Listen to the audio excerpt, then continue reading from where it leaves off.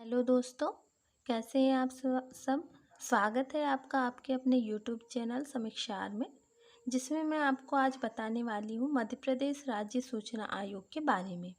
कल हमने डिस्कस किया था केंद्रीय सूचना आयोग के बारे में। आज हम पढ़ेंगे राज्य सूचना आयोग मध्य प्रदेश सूचना आयोग के बारे में। तो चलिए सबसे पहले हम जान लेते हैं इसका परिचय।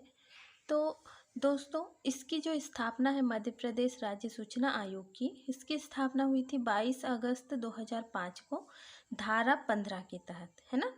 और जो केंद्रीय सूचना आयोग की स्थापना धारा 12 के तहत हुई थी और इसकी स्थापना धारा 15 के तहत हुई थी। इसकी प्रकृति जो है यह सांविधिक निकाय है। केंद्रीय सूचना आयोग भी सांविधिक निकाय था, क्योंकि यह एक अधिनियम के द्वारा लाया गया था। ये कौन से अधिनियम के द्वारा लाया गया था? तो सूचना का अधिकार अधिनियम 2005 के तहत यह लाया गया था। अब दोस्तों, मध्य प्रदेश राज्य सूचना आयोग का मुख्यालय भोपाल में है और इसके जो प्रथम आयुक्त बने थे मध्य प्रदेश राज्य सूचना आयोग के, तो इसके प्रथम आयुक्त थे TN श्रीवास्तव, है ना। और इनकी अभी जो वर्तमान आयुक्त हैं, तो वर्तमान आयुक्त अभी ये हैं अरविंद कुमार शुक्ला। ये 5वें मुख्य सूचना आयुक्त हैं हमारे मध्य प्रदेश के। अब दोस्तों, ये देखिए कि अभी तक कोई भी महिला मुख्य सूचना आयुक्त मध्य प्रदेश में नहीं बनी है। और जो केंद्रीय सूचना आयोग में तो दीपक संधू थी ही, जो पहली महिला सूचना आयुक्त बनी थी, है ना। अब हम आगे देखते हैं। हम दोस्तों, हम आयोग की संरचना के बारे में जान लेते हैं। बहुत कुछ हमने केंद्रीय सूचना आयोग में पढ़ लिया है। अब आयोग की जो संरचना है इसके बारे में हम जान लेते हैं। तो जो आयोग की संरचना में एक मुख्य आयुक्त होते हैं और अधिकतम इसमें भी 10 अन्य आयुक्त होते हैं, जैसे कि उसमें थे केंद्रीय सूचना आयोग में। तो अभी वर्तमान में जो हमारे अन्य सूचना आयुक्त की संख्या है 3 और एक मुख्य सूचना आयुक्त, मतलब चार लोग इस आयोग में हैं। तो मुख्य सूचना आयुक्त हैं अरविंद कुमार शुक्ला और 3 अन्य सूचना आयुक्त हैं विजय मनोहर तिवारी, डॉक्टर अरुण कुमार पांडे और राहुल सिंह। तो ये 3 अभी अन्य सूचना आयुक्त हैं अपने मध्य प्रदेश में। अब इनकी योग्यताएं जान लेते हैं। जो योग्यताएं केंद्रीय सूचना आयोग में थी, वही योग्यताएं राज्य सूचना आयोग में हैं। तो योग्यताएं में वही कि विधि विज्ञान तकनीकी सामाजिक सेवा प्रबंधन पत्रकारिता जनसंचार प्रशासन में विशेष अनुभव होना चाहिए। और जो व्यक्ति संसद या राज्य विधानमंडल का सदस्य नहीं होना चाहिए, यह याद रखिएगा। कोई भी व्यक्ति संसद या राज्य विधानमंडल का सदस्य नहीं होना चाहिए और कोई भी लाभ के पद पर भी नहीं होना चाहिए, है ना। बाकी विधि विज्ञान तकनीकी समाज सेवा प्रबंधन पत्रकारिता जनसंचार प्रशासन में विशेष अनुभव होना जरूरी है, जैसे कि केंद्रीय सूचना आयोग में जो है वही इसमें भी है। लेकिन मैं दोबारा रिपीट कर रही हूँ ताकि आप लोगों को कन्फ्यूजन ना हो।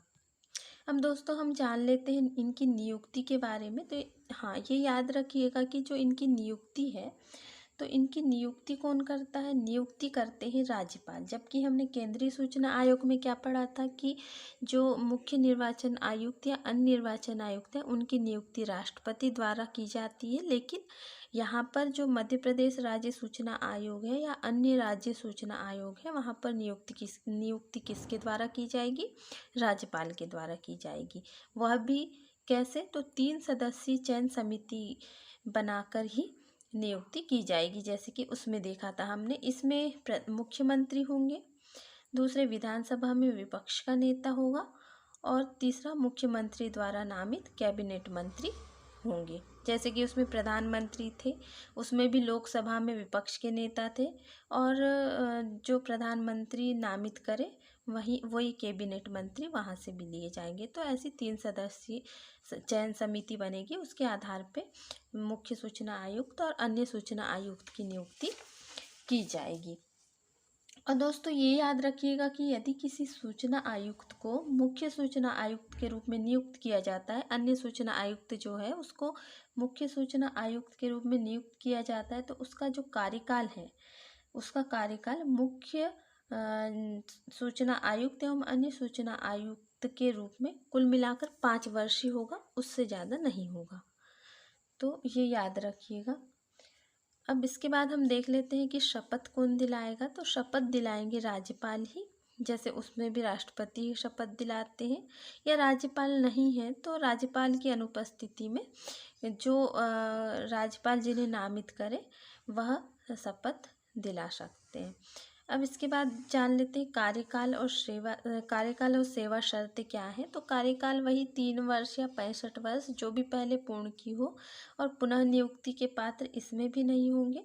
सेवा शर्तें ये याद रखिएगा, ये काफ़ी ज़्यादा यहाँ पर कंफ्यूज कर देगा ये, और इम्पॉर्टेंट है।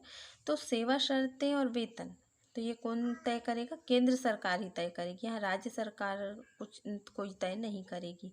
तो वेतन और सेवा शर्तें कौन तय करेगी? तो ये केंद्र सरकार तय करेगी। केंद्र सरकार सिर्फ वेतन और सेवा शर्तें तय करेगी, बाकी जो चीज़ें हैं राज्यपाल तय करेंगे, और राज्यपाल का ही इसमें रोल रहेगा। तो ये है हमारा वेतन और सेवा शर्तें केंद्र सरकार तय करेगी, ये याद रखिएगा। त्यागपत्र राज्यपाल को दिया जाएगा, जैसे कि उसमें त्यागपत्र राष्ट्रपति को दिया जाता है, इसमें त्यागपत्र राज्यपाल को दिया जाएगा, और राज्यपाल ही पद से हटाएंगे। तो कैसे हटाएंगे? कदाचार या असमर्थता के आधार पर जांच के बाद, लेकिन जांच होगी उसके बाद ही उन्हें हटाया जाएगा, या फिर बिना जांच के दिवालिया हो जाएं, विकृत हो जाएं या अस्वस्थ हो जाएं। जो उसमें था वही इसमें भी है, जो केंद्रीय सूचना आयोग में था वही राज्य सूचना आयोग में भी है। अब जो रिपोर्ट है, वार्षिक रिपोर्ट जो रहेगी, तो वार्षिक रिपोर्ट राज्य सरकार को सौंपी जाएगी, और राज्य सरकार इसे कहाँ रखेगी? तो राज्य विधानमंडल में रखेगी रिपोर्ट।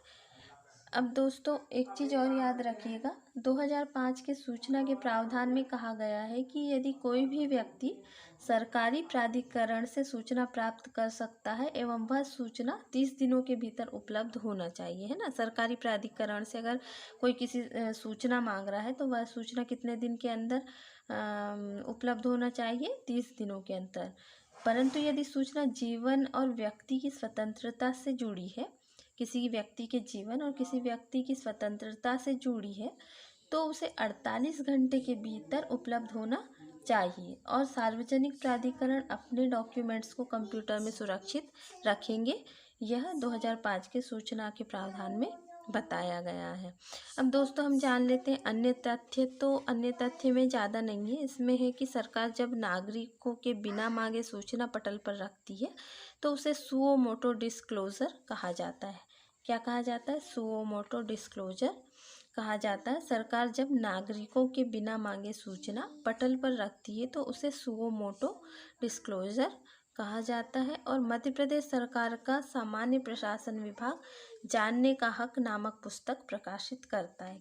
कौन सा? जानने का हक नामक पुस्तक प्रकाशित करता है, ये पूछ सकता है, ये याद रखिएगा। तो मध्य प्रदेश सरकार का सामान्य प्रशासन विभाग कौन सा? जानने का हक नामक कौन सी पुस्तक प्रकाशित करता है? तो जानने का हक नामक पुस्तक प्रकाशित करता है। तो दोस्तों सूचना आयोग हमारा ख़त्म हो चुका है, केंद्रीय सूचना आयोग और राज्य सूचना आयोग। कल हम दूसरे आयोग के बारे में पढ़ेंगे। तो दोस्तों आज के लिए बस इतना ही। और आप लोग मेरा वीडियो देखते तो ज़रूर है, बट लाइक भी नहीं करते हैं और सब्सक्राइब भी नहीं करते हैं। तो दोस्तों प्लीज़, मैं मेहनत कर रही हूँ आप लोगों के लिए, तो मेरे चैनल को लाइक और सब्सक्राइब दोनों करें। धन्यवाद।